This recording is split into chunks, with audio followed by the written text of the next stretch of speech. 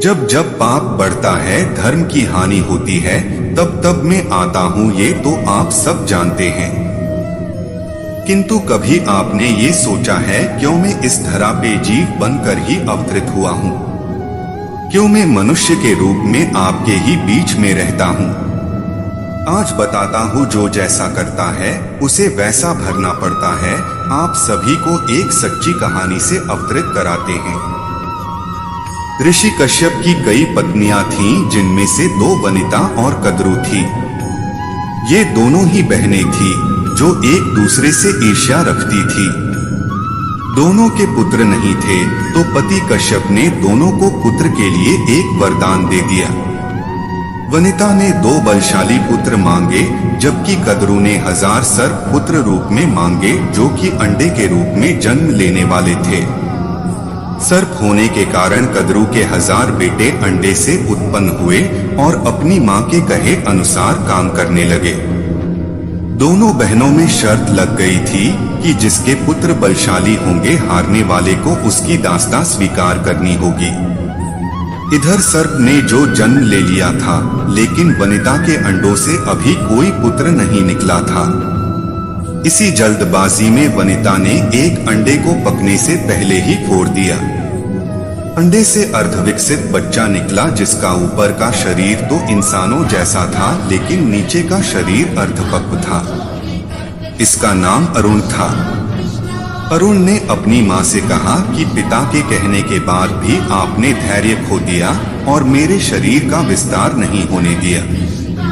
इसलिए मैं आपको श्राप देता हूं कि आपको अपना जीवन एक सेवक के तौर पर बिताना होगा।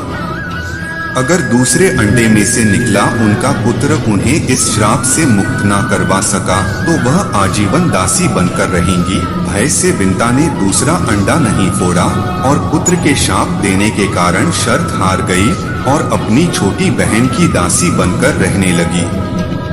बहुत लंबे काल के बाद दूसरा अंडा फूटा और उसमें से विशालकाय गरुड़ निकला, जिसका मुख पक्षी की तरह और बाकी शरीर इंसानों की तरह था। हालांकि उनकी पसलियों से जुड़े उनके विशालकाय पंख भी थे। जब गरुड़ को यह पता चला कि उनकी माता तो उनकी ही बहन की दासी है और क्यों है यह भी पता चला, तो उन्होंने अपनी मौसी और सर्पों से इस दासत्व से मुक्ति के लिए उन्होंने शर्त पूछी।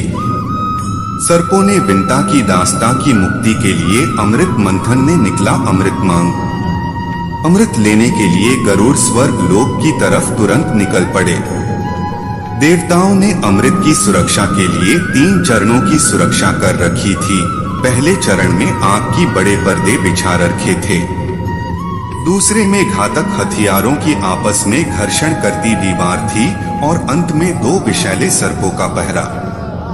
वहां तक भी पहुंचाने से पहले देवताओं से मुकाबला करना था।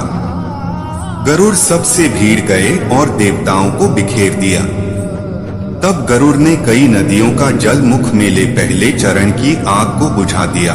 अगले पथ में गरुड़ ने अपना रूप इतना छोटा कर लिया कि कोई भी हथियार उनका कुछ न बिगाड़ सका और सांपों को अपने दोनों पंजों में पकड़कर उन्होंने अपने मुंह से अमृत कलश उठा लिया और धरती की ओर चल पड़े।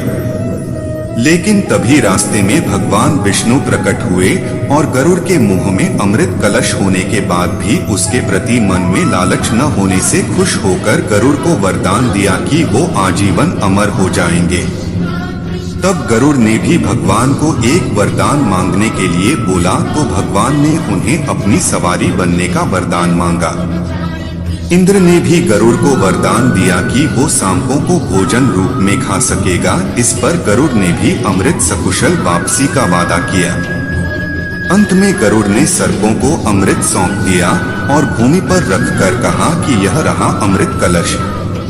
मैंने यहाँ इसे लाने का अपना वादा पूरा किया और अब यह आपके सुपुर्द हुआ, लेकिन इसे पीने के आप सभी स्नान करें तो अच्छा होगा। जब वे सभी सर्प स्नान करने गए, तभी वहां अचानक से भगवान इंद्र पहुंचे और अमृत कलश को वापस ले गए। लेकिन कुछ बूंदें भूमि पर गिर गई, जो घास पर ठहर गई थी। सर्प उन बूंदों पर झपट पड़े, लेकिन उनके हाथ कुछ न लगा। इस तरह गरुड़ की शर्त भी पूरी हो गई और सर्पों को अमृत भी नहीं मिला।